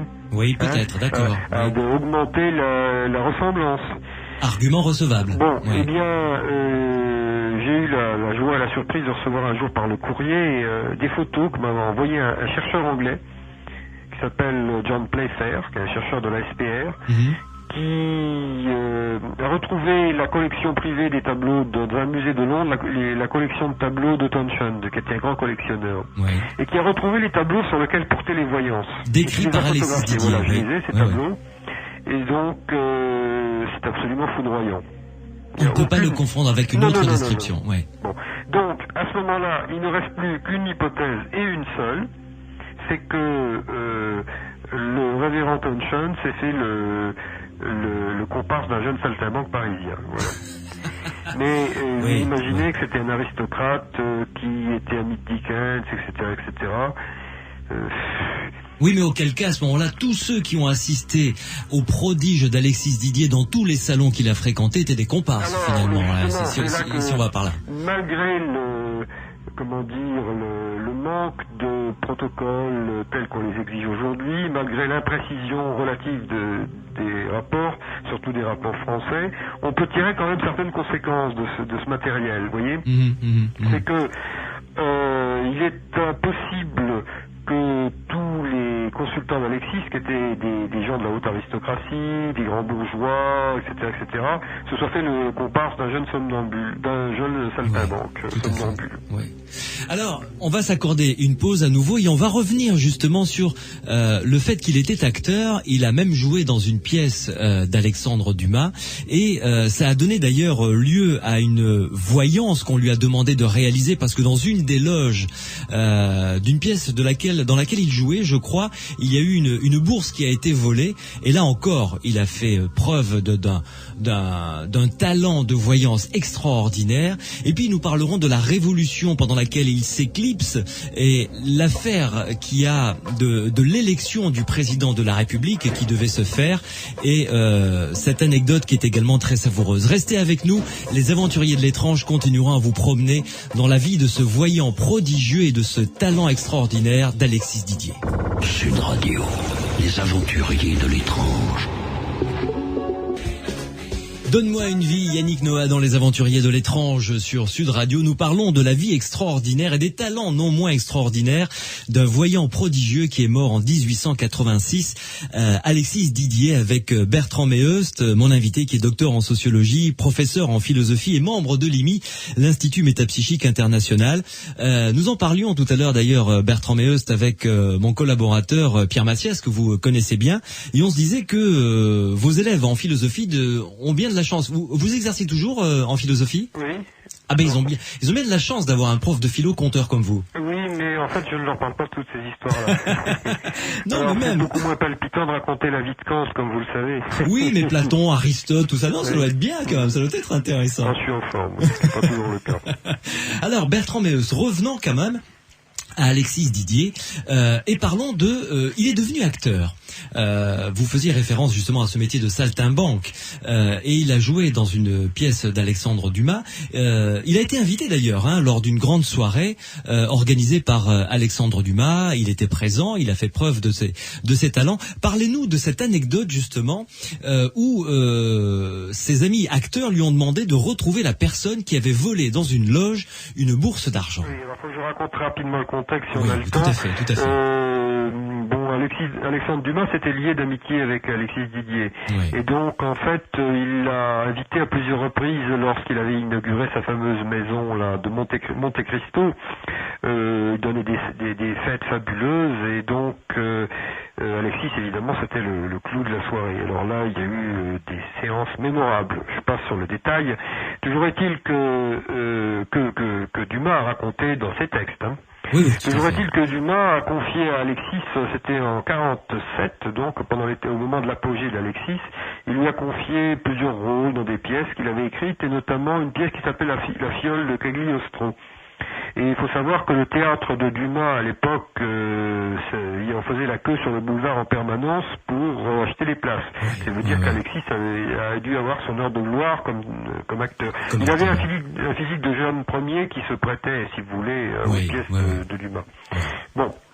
Toujours est-il que à l'époque donc où il était acteur, il a rencontré la fameuse Céleste Mogador. Vous savez qu'il y a un théâtre qui porte son nom à Paris, le théâtre Mogador. Le théâtre Mogador, célèbre, évidemment. Donc, c'est une célèbre actrice du 19e. Et donc, Céleste Mogador avait une fascination pour le jeune Alexis. Elle ne savait pas trop si c'était des sentiments naissants ou l'aura de thaumaturge du personnage. Et un jour, elle décide de le mettre à l'épreuve. Alors, elle s'isole dans une pièce, elle coupe des bouts de ses cheveux, les met dans un paquet, et puis arrive chez Alexis, et puis lui remet le paquet et lui dit est-ce que vous pourriez me parler de l'homme à qui appartiennent ses cheveux. Alors Alexis lui répond, vous dites il, mais c'est elle qu'il faudrait dire, parce que ce n'est pas d'un homme que vous parlez, mais d'une femme, et cette femme se porte très bien, elle est là, c'est vous. Et il dit d'ailleurs, je vous vois très bien, je vous vois vous isolant dans une pièce, vous vous mettez dans une pièce, vous prenez des ciseaux, vous coupez le bout de vos cheveux, vous employez ça dans un petit paquet, et toc, et voilà. Alors elle était complètement pétrifiée. C'est quand même extraordinaire ce talent qu'il avait de voir la scène. Bon. Alors, quelque temps après, j'en viens à l'histoire dans laquelle vous faisiez allusion. Oui. L'amant de Céleste se fait voler une bourse dans laquelle il y avait une somme d'argent assez importante. Oui. Donc, on amène ça à Alexis. Et donc, Alexis prend la bourse entre ses mains, selon son habitude, il la porte contre son estomac. Oui. Et puis, immédiatement, il voit une jeune femme, il la décrit, il la voit entrer, il mime ses gestes, elle entre, elle prend la bourse, elle la vide, elle met l'argent sous son jupon, elle part dans la rue, alors il se met à marcher, si vous voulez, comme s'il la suivait, vous voyez. Oui, il suit vraiment la femme. Voilà, exactement, comme un chien, et puis il les conduit directement à l'endroit, il dit ça y est, c'est tel endroit, tel numéro, tel étage, porte à gauche, etc., etc. Vous allez trouver où à l'étage, vous allez la trouver, etc. Ils arrivent, elle n'est pas encore rentrée, ils discutent avec une personne qui est sans doute sa sœur, à ce moment-là l'autre entre, elle est pétrifiée, et on trouve l'argent à l'endroit indiqué, etc., etc. Extraordinaire, quoi. Voilà. Alors, vous me posiez tout à l'heure la question où est-ce que je trouvais ma documentation, ça c'est dans les mémoires de Céleste Mogador. Alors, il fallait savoir que c'était dans les mémoires de Céleste Mogador, vous voyez. Mais c'est en tirant le fil qu'on finit par trouver tout ça. Oui, complètement. Et alors, Alexis Didier va, si vous permettez cette expression triviale, scotcher un des grands de l'art de la prestidigitation. Je veux parler de Robert Houdin. Ah oui. Autrement dit, Houdini. C'est pas Houdini. Robert Houdin. Houdini, c'est le nom qu'avait pris grand prestidigitateur américain en hommage à Robert Houdin. Justement, je confonds toujours les deux. C'est Robert Houdin, le père de la prestidigitation moderne. Exactement. Alors, l'histoire est la suivante. Ça se passe toujours en 1847, qui était vraiment l'année charnière pour Alexis. L'apothéose, oui, comme vous l'avez dit. Oui. Donc, en mai 47, je crois. Donc, l'idée part d'un aristocrate qui s'appelle le marquis de Mireville. Mireville était un réactionnaire qui, en fait, s'intéressait au magnétisme parce qu'il croyait pouvoir démontrer que, à travers les phénomènes magnétiques, l'influence de Satan sur les hommes et sur la société. D'accord. Mais bon, passons ses motivations. Et donc, il a eu l'idée d'organiser une rencontre entre Alexis Didier et le plus célèbre des prestigitateurs, donc Robert Houdin. Donc, il est allé voir Robert Houdin. Il lui a dit, est-ce que vous accepteriez de tester un somnambule? Alors Robert Houdin lui a dit, pas de problème, je vous donne ma parole. Et Mirville lui dit, si vous constatez des faits qui vous dérangent, me promettez-vous d'en témoigner? Il dit, je vous donne ma parole. Parce qu'il faut savoir que Robert Houdin lui avait dit qu'il était très sceptique à l'égard de ces faits. Oui. Bien. Donc ils vont le chercher avec madame et on l'emmène dans un endroit inconnu, il ne sait pas qui il va rencontrer. Et on l'emmène chez Alexis. Donc la séance a lieu, Houdin commence une partie de cartes avec Alexis. Il commence par lui bander les yeux. Hein. Oui, oui, oui. Ensuite... Et quand Robert Houdin bande les yeux de quelqu'un, enfin c'était... Voilà, il commence par lui bander les yeux. Ensuite il lui fait le test du livre avec la page prise au hasard. Puis il lui demande de faire une voyance à partir d'un objet qui a appartenu, je crois, à un de ses fils. Puis il fait une partie de cartes avec Alexis. Oui. Et il ressort, il dit lui-même dans la lettre qu'il a écrite à Mirville que lorsqu'il a vu que Alexis ne trichait pas, qu'il ne pouvait pas tricher, il a senti une sueur glacée le recouvrir. Oui, il était complètement effrayé. Et parce qu'il était l'homme au monde le mieux placé pour en juger. Ah, complètement. Oui. S'il y en avait un qui était capable de déceler une quelconque tricherie, c'était bien Robert Houdin. Alors, il est revenu 15 jours plus tard avec un collègue pour mieux observer. Oui. Un collègue, c'est-à-dire un autre prestidigitateur, évidemment. On se doute, évidemment. Et les phénomènes ont repris avec plus de netteté encore, peut-être. Et donc, les deux fois, il a donné une attestation écrite à Mirville, reconnaissant que les phénomènes auxquels il avait assisté ne relevaient pas de son art, et qu'il attestait que ça ne pouvait pas être de la prestidigitation. Oui. Franchement, on ne peut pas rêver mieux comme certificat. Alors, moi j'ai fait une étude complète sur ce cas. Le problème est le suivant, c'est que j'ai cherché en vain un endroit où Robert Houdin en parlerait dans ses mémoires. Oui. Et comme d'autre part, la personnalité de Mirville était parfois un peu, disons, le personnage avait tendance à exagérer les phénomènes, c'était un réactionnaire, un nostalgique de l'Inquisition, c'est pas le témoin idéal. Non. Bon.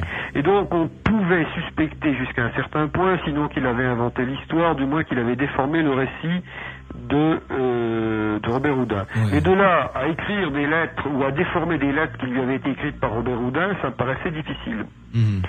Mais il y avait une incertitude. Et j'ai fini, grâce à Dieu, par trouver le document qui fait tout basculer. C'est un document qu'on doit à un certain Morin, qui était un franc-maçon, qui était connu pour ses opinions anti-religieuses. C'était un homme de haut niveau, un observateur très scrupuleux, qui était un adversaire idéologique du marquis de Mirville. Oui. Et Morin est allé voir Houdin pour s'en assurer. Et Robert Houdin lui a bien confirmé la réalité de l'histoire. Et donc, à partir de là, je conclus que le témoignage est réel et qu'il n'a pas été déformé. Mmh. Voilà, c'est ça, il y a eu d'histoire. Encore, il y a toute une interprétation, si vous voulez, pour tirer parti de ce récit. Alors, si vous le voulez bien, Alexis Didier s'est éclipsé pour des raisons politiques, puisque il y a eu quand même de gros mouvements en France à cette époque-là.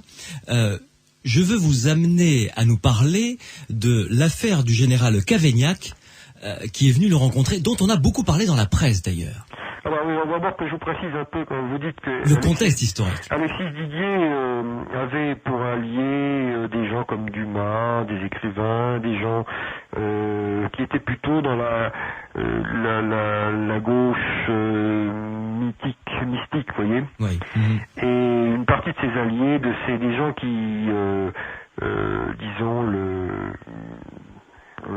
magnifiait, racontait ses exploits, etc.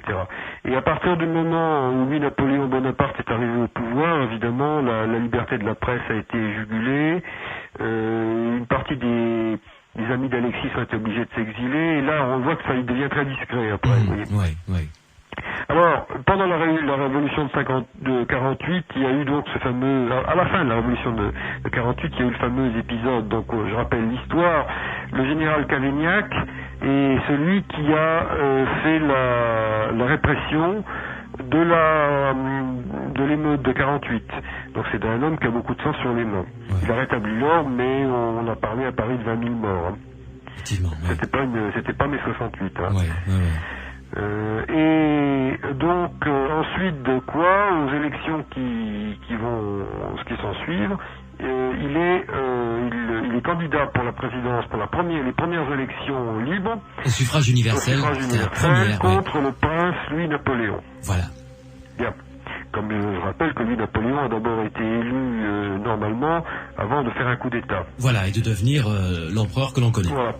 Et donc, l'histoire est la suivante. Alors, d'après plusieurs sources, un jour, un monsieur se présente chez Alexis et lui dit viens le consulter pour des choses diverses. Bon. Puis à la fin, nous dit à propos, pendant qu'on y est... De manière tout à fait dégagée, comme ça. Oui. Et il ne s'identifie pas. Entre le prince Louis-Napoléon et le général Cavaignac, qui va gagner? Et alors Alexis, qui jusque-là était resté parfaitement courtois, lui répond vous allez perdre. Alors le monsieur lui dit mais je ne parle pas de moi, je parle du général Cavaignac. Alors Alexis lui dit je répète, vous ne l'emporterez pas. Que ce soit clair. Bon alors, l'histoire a été évidemment, elle est un peu trop belle pour être vraie, ou du moins si vous voulez, elle est intéressante comme anecdote, mais pour un parapsychologue, elle n'est pas très intéressante, parce que d'abord il avait une chance sur 2. Oui, tout à fait. Ensuite, parce que on peut supposer que... Alors parce que l'histoire ensuite a été reprise par Marcillet. Hein. Marcillet, elle l'a raconté, donc ensuite Alexis est rentré en fureur et a viré le général en lui disant qu'il supportait pas la présence d'un homme qui avait tant de sang sur les mains. Il est possible qu'il ait fait ça d'ailleurs. Hein. Mais en tout cas, c'était une façon aussi de faire allégeance au futur président de la République. Oui, c'est ça, au nouveau président. Oui. Et de se mettre dans les bons papiers, dans le bon sens.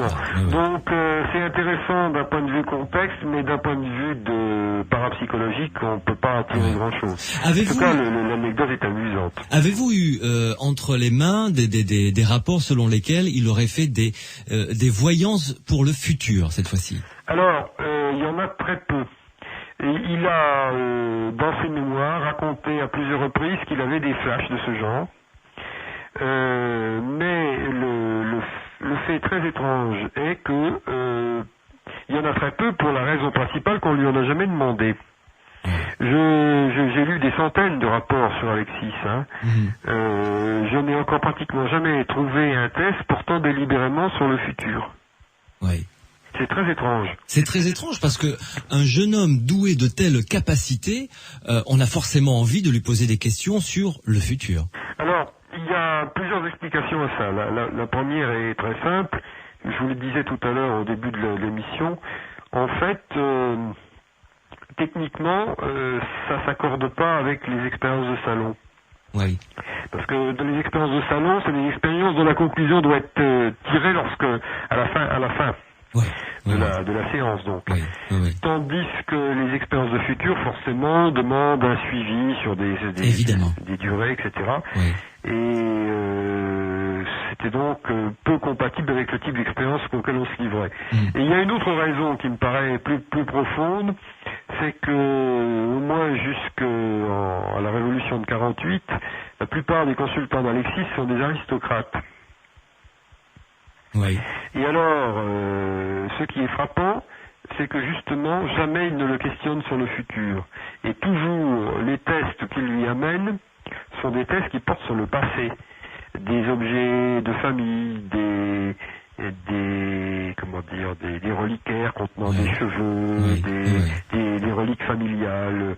etc., etc. Chaque famille aristocratique avait des reliquaires avec des ancêtres, et toujours, ça porte sur le passé. Ouais. Ou alors, quand ça porte pas sur le passé, c'est des tests techniques, pourtant sur des objets, mais jamais on va lui poser la question, mais ce système-là, comment il va finir? Comme si, en fait, ils avaient peur de la réponse. Oui, tout à fait. Ben, ils sortaient d'une période un petit peu particulière aussi. Comme s'ils voulaient pas savoir, vous voyez. Oui. Bertrand Meheust, parlez-nous de Alexis Didier qui se retire. Vous l'avez dit, sa carrière, entre guillemets, a duré une quinzaine d'années.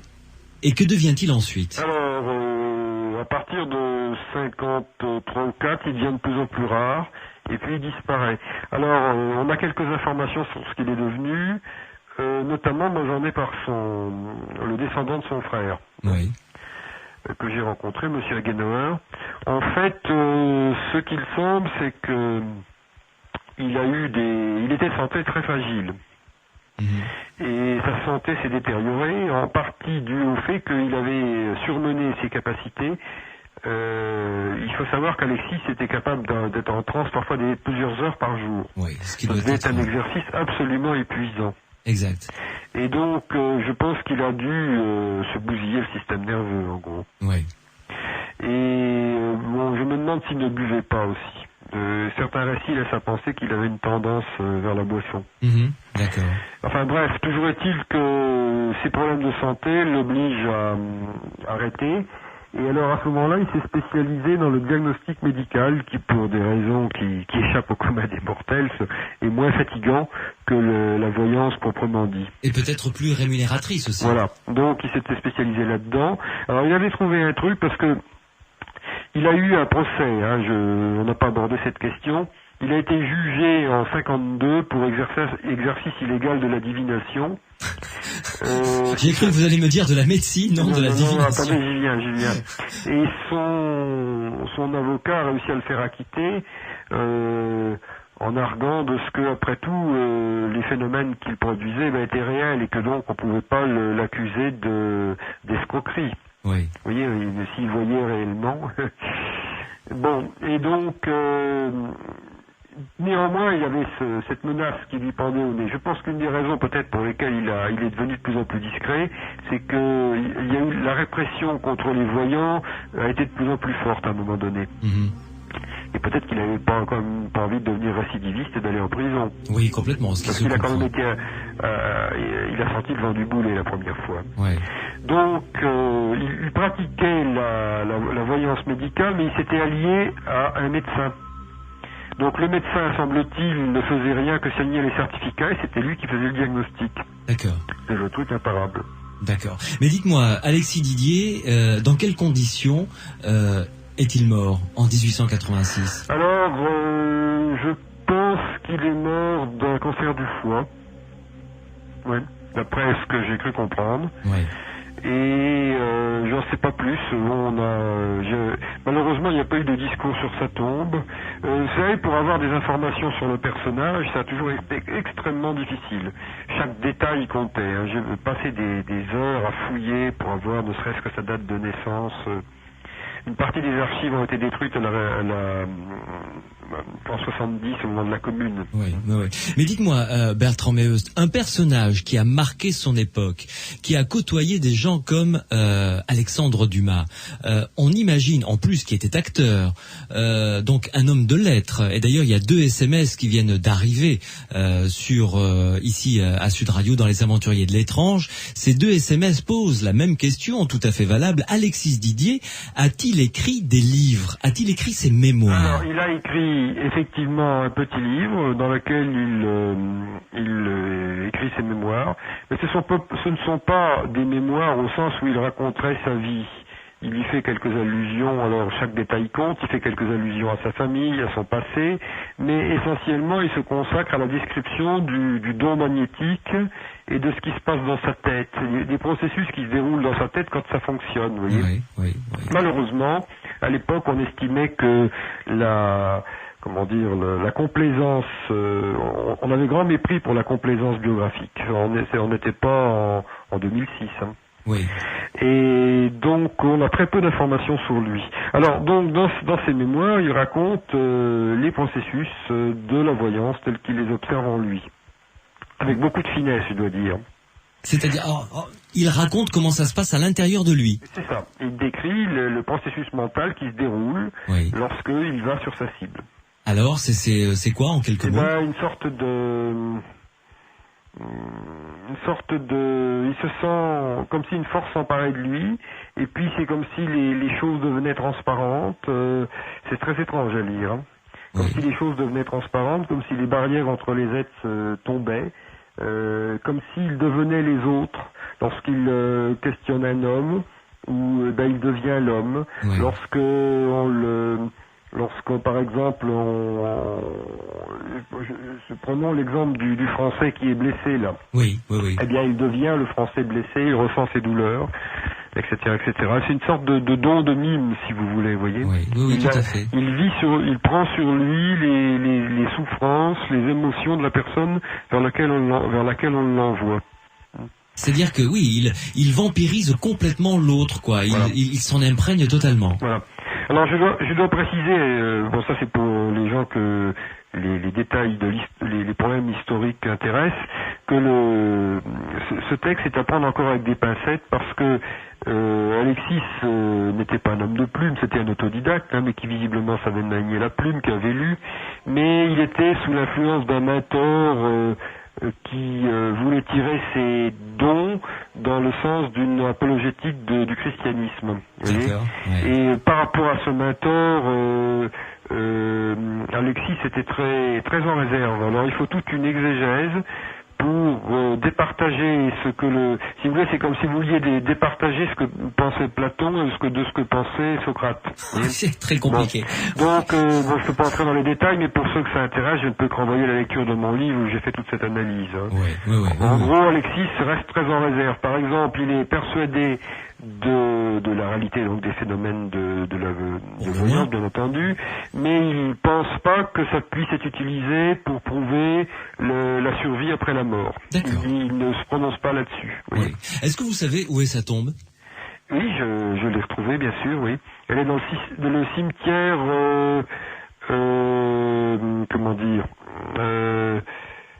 comment vous dire? À Paris? Oui, c'est pas le cimetière de Montparnasse, c'est le cimetière qui se trouve... Le Père-Lachaise? Non. Comment s'appelle ce cimetière qui est dans le nord-est de Paris, vers Montmartre? Et donc, oui. Il y a un cimetière qui est un cimetière pratiquement historique maintenant. S'il y a des gens que ça intéresse, je peux organiser un pèlerinage. Non, sa tombe est tout à fait significative. Quand vous comparez quand vous regardez la tombe d'Allan Kardec, qui est un monument surchargé de fleurs, et que vous trouvez la tombe d'Alexis Didier, c'est une simple... il y a juste une croix avec... il y a plusieurs Didier, il y a son frère, ils sont plusieurs là. D'accord. C'est la famille Didier, mais il y a absolument... La tombe est négligée, presque abandonnée, il y a absolument aucune fioriture. Ah oui. Il est retombé dans l'oubli.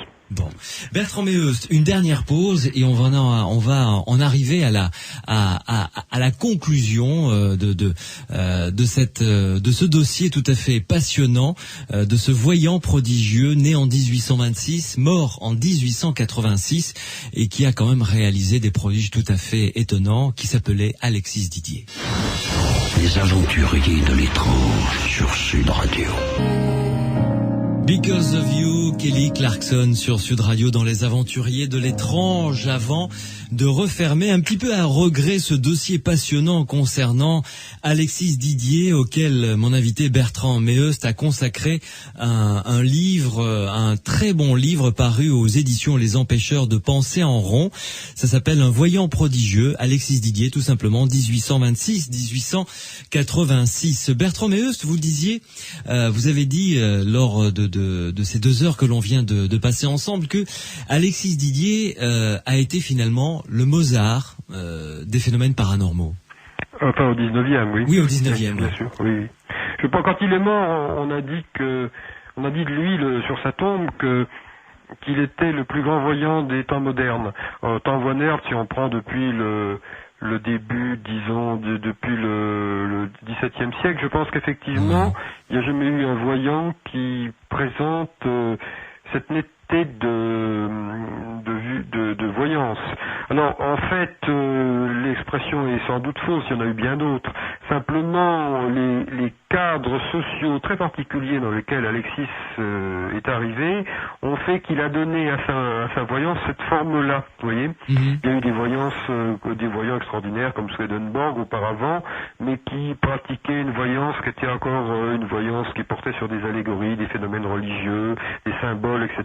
De temps en temps des phénomènes réels, tandis que celle d'Alexis porte exclusivement sur des choses vérifiables, vous voyez, parce que c'est la science qui est là. Et vous avez dit le plus grand voyant du 19e siècle, c'est-à-dire que au 20e siècle, il y en a eu d'autres comparables à Alexis Didier. Alors, il y a une chose une affirmation qu'on entend souvent, à laquelle j'ai presque souscrit à une époque et à laquelle je souscris de moins en moins à force d'étudier cette question. C'est l'affirmation qui consiste à dire, mais enfin, comment se fait-il qu'on n'ait plus, qu'Alexis Didier, ce soit du passé, qu'on n'ait plus rien de tel? Alors c'est faux qu'on n'ait plus rien de tel. Au XXe siècle, il y a eu le voyant soviétique, dans les années 30, qui est mort assassiné par les Allemands dans le ghetto de Varsovie, je crois, qui était un personnage absolument extraordinaire. Les Anglais de la SPR viennent de faire un livre sur Soviétique qui montre des phénomènes analogues à ceux d'Alexis, vous voyez. D'accord. Et puis est-ce qu'on peut citer par exemple Mac Monigal le voyant américain Mac Monigal est tout à fait stupéfiant. Simplement, quand je dis que Alexis c'est le Mozart, c'est-à-dire que sa particularité c'était un registre très étendu. Aujourd'hui, les voyants, à mon avis, pour les raisons qui sont de l'expérimentation scientifique, se spécialisent. Vous voyez, Monigal, c'est le grand maître du remote viewing. Oui, c'est-à-dire cette espèce de caméra qui zoome comme ça jusqu'à arriver à un détail très précis. Alors, Alexis Didier, c'était une des choses qu'il faisait le mieux. Mais, si vous voulez, il n'y avait pas un training, des protocoles extrêmement exigeants. Tandis qu'aujourd'hui, c'est comme les musiciens de jazz, ils jouent de plus en plus vite. Vous voyez ce que je veux dire? Ils s'entraînent dans une certaine direction. Tandis qu'à l'époque, ils étaient plus polyvalents, vous voyez. Donc c'est le champion des polyvalents, Alexis. Et le tout, parce que parfois on peut être voyant et stupide, mais Alexis était d'une remarquable intelligence. Et donc il était doué par un sens de la parole et de la précision qui font que lire ses récits c'est une merveille. Il avait, si vous voulez, je ne sais pas si vous avez déjà lu le procès de Jeanne d'Arc. Non, je n'ai pas eu l'occasion. Je vous le recommande. On est stupéfait par l'intelligence de cette jeune fille de 18 ans. C'était une surdouée probablement, en dehors du fait qu'elle était voyante. Eh bien, il y a quelque chose comme ça chez Alexis. Attendez, vous avez prononcé deux choses qui sont tout à fait passionnantes et qui méritent qu'on s'y arrête 30 secondes. Jeanne d'Arc surdouée, pourquoi pas, et voyante? Bien entendu. Si je voulais, je pourrais vous parler de ça un jour. Ce qui constitue le cœur de la saga de Jeanne d'Arc, c'est la voyance, bien sûr. Ah bon? Bien sûr, oui. Ben oui, on ne peut pas comprendre Jeanne d'Arc si on ne sait pas qu'elle est une voyante. C'est ça qui constitue voyante dans tous les sens du terme, visionnaire et voyante, c'est-à-dire exactement. Oui. Ah bah écoutez, nous allons bientôt prendre rendez-vous, Bertrand Meeus, pour ouvrir un dossier historique sur ce cas de Jeanne d'Arc voyante. J'avoue que visionnaire, c'est la première fois que j'en entends parler. Vous verrez, c'est fascinant. Ah oui, avec grand plaisir. Bon, je suis ravi de savoir qu'on va se retrouver à nouveau dans les Aventuriers de l'étrange. C'est déjà une bonne nouvelle. Avant, si vous pouvez me laisser quelques instants, avec grand plaisir. Pour les auditeurs que ça intéresse, l'adresse d'Alexis, ils peuvent aller le voir. Ah oui, allez-y. Alors son adresse, avec son frère, voyant lui-même, Adolphe. C'est cimetière de Montparnasse. Cimetière de Montmartre. Voilà, il est au pied de la butte Montmartre. Avenue de la Croix, division 29, ligne 9, numéro 19. Je répète, cimetière de Montmartre, avenue de la Croix, division 29, ligne 9, numéro 19. Voilà. Et il y a écrit Sépulture Didier sur la tombe. C'est tout, juste ça. Oui. Très bien. Merci beaucoup, en tout cas Bertrand Meheust, de nous avoir accompagnés durant ces 2 heures derrière les pas d'Alexis Didier, nous avoir fait découvrir les prodiges de ce jeune homme, de ce jeune Mozart, de ce Mozart voyant, qui est mort beaucoup plus vieux que Mozart. Lui, il a eu cette chance au moins d'aller presque au double, jusqu'à 60 ans. Il allait jusqu'à 60 ans, ce qui est peu, mais c'est quand même mieux que le pauvre Mozart. Oui, qui s'est arrêté à 33. Lui. Merci beaucoup Bertrand Meheust. Eh ben, je vous remercie également. C'est moi qui vous remercie et nous allons vous recontacter très rapidement pour pouvoir parler, ouvrir ce dossier Jeanne d'Arc, visionnaire et voyante. Hein. Ok, un de ces jours. Ce sera avec grand plaisir. J'en profite de ces quelques minutes avant de se quitter pour rappeler les livres de Bertrand Meheust. Évidemment, celui qui nous a servi de base pour l'émission de ce soir. Il est aux éditions Les Empêcheurs de penser en rond, donc auteur Bertrand Meheust, mon invité bien entendu. Ce livre s'intitule Un voyant prodigieux. Alexis Didier, 1826-1886. Je vous recommande également 2 autres livres qu'a écrit Bertrand Meheust, 100 mots pour comprendre la voyance, toujours chez le même éditeur, Les Empêcheurs de penser en rond. Et puis un autre livre dont on a longuement parlé dans Les Aventuriers de l'étrange. Il s'agit d'Histoire paranormale du Titanic. Là, c'est un livre de poche dans la collection J'ai lu. Sud Radio. Samedi et dimanche, 22h minuit. Louis Benedit, Les Aventuriers de l'étrange. Isilorio Massarini, soutiene Regina Forse.